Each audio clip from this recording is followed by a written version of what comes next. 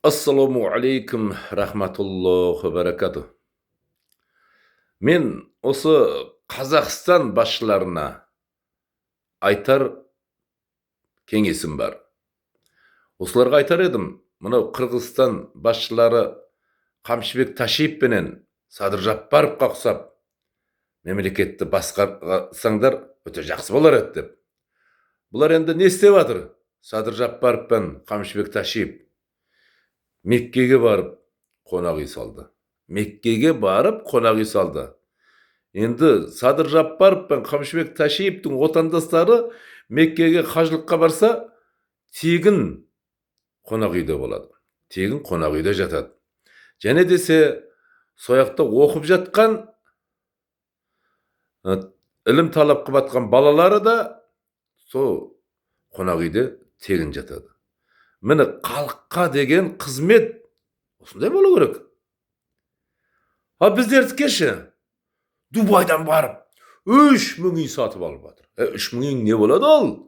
Өлсең артыңда қалады, өлсең артыңда қалады. 3000 үй бірге кетпейді.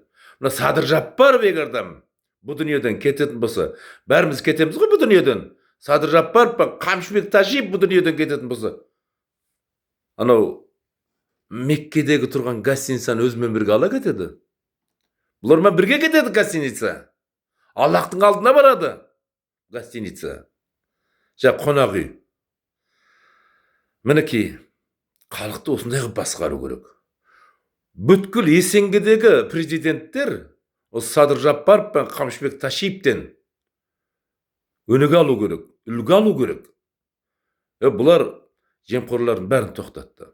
Жан-жаққа шашылып кеткен ақшалардың бәрін бір жерге топтап, бір жерге уыстап, бір жерге жинап, не істеді бұлар? Меккеден барып, халықтың өзі пайдаланатын, халыққа пайдаланатын қонақ үй сап қойды. Міне, біздің ақшалар қайқа кетіп жатыр? Біздің қаражаттар қайқа кетіп жатыр? Дубайдан барып біреусі 3000 үй алып жатыр. Біреусі 100 үй алып жатыр. Біреусі 80-70 үй алып жатыр. Садыр Жаппаров халқына деген үлкен бір жеңілдік жасады, жақсылық жасады. Және өзіне де жақсылық жасады. Мынау Қамшыбек Ташиев өзіне де, халқына да жақсылық жасады. Халық не қылады? Анеқа барып, Меккеге барған кезде әрбір қонақ үйлерге барып жалтақтап жүрмейді. Сол Садыр Жаппаровтың салып қойған қонақ үйінде жатады, пайдаланады. Қияметте бұл қонақ үйден Садыр Жаппаров пен Қамшыбек Ташиевке үлкен пайда болады.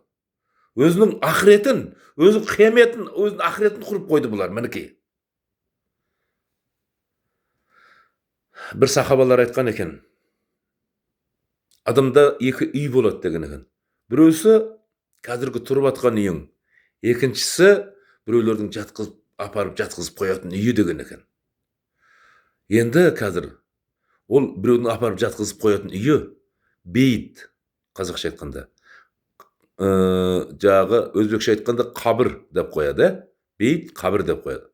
Ал енді анау Меккедегі салынған жағы қонақ үй бұлардың үйіне сән береді енді. Бұлардың үйінде мықты нәрселермен қарсы алады, иншаллах. Сахаба айтқан екен, екі үй болады, біреусі қазіргі үйің, екіншісі біреулер апарып жатқызып қоятын үйің деген екен. Абу Зар разияллаху анху айтқан екен, Абу Зар разияллаху анхудың үйіне біреулер қонаққа барса, ешқандай бір дүние жоқ дейді. Абу Зар, үйіңде ешқандай дүние жоқ қой деген кездерде, бұл үй Аллах тағаланың үйі, бұған маған рұқсат бермейді. Мен өз үйіме жинап жатырмын деген екен. Садыр Жаппаров пен Қамшыбек Ташиев өздерінің екінші үйіне үлкен дүние жинап жатыр. Үлкен дүние жинап жатыр. Мынандай дүние Есенгеде ешқандай президент жоқ. Мынандай Каба тасының жанынан барып, гостиница қонақ үй сап қою. Және десе Каба тасқа барып, Харам мешітіне жақын жерден барып, қонақ үй сап қойды. Мінекей, нағыз адам, нағыз ақылы бар адам деп айтады. Бұндайлардың ақылы бар дейді. Ақымақ демейді. Ақылы көп, бұлардың ақылы көп болғаннан кейін осындай істеп отыр. Бұл қалғандарда ақыл болмағаннан кейін Аллах субханаллах тағаланы адам таба алмайды.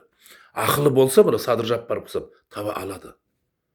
Бір жақ әншісі ме Қырғызстанның, біздің Садыр Жаппаров дейді, көп мәжілістерде мынау СНГ-нің президенттерімен бірге отырса, ерекшеленіп отырады, түрі басқашалар болып отырады дейді. СНГ-дің жиналған президенттердің ортасында Садыр Жаппаровтың бетінен нұр жанып отырады, нұр шығып отырады. Басқа несін айтасың енді? Осы ғой енді. Басқа президенттерден ерекшеленіп отырады. Басқа президенттер бұның істегенін істеп жатқан жоқ қой. Онан кейін ғой бұл ерекшеленіп жүргені. Міне, осындай болу керек. Халыққа қызмет дәл осы Садыр Жаппаровтікіндей болу керек. Осыдан үлгісін. Өзбекстан, Қырғызстан, Өзбекстан, Қазақстан, Тәжікстан мынау мұсылмандарын қинап атқан. Осылар үлгі алыңдар мынау Садыр Жаппаровтан. Үлгі алмасаңдар болмайды тезірек. Қысқа ғана өмір, ертең өлсеңдер, жандарыңда осындай президент болды, сендер неге бола алмадыңдар деген сауалға қай жауап бересіңдер? Міне, тірі кездеріңде қалай халыққа қызмет етуді сұрап алыңдар осы. Мынау кімнен? Садыр Жаппаровтан, Қамшыбек Ташиевтен. Сұраңдар, қалай халыққа қызмет етеміз? Қалай мына ақшаны үнемдейміз? Сөйтіп алып, қалай ана Меккеге барып жағы қонақ үй саламыз деп, осыдан сұрасаңдар, айтып береді сендерге, айтып береді анау. Жақсы жігіт өзі. Бәрін айтып береді.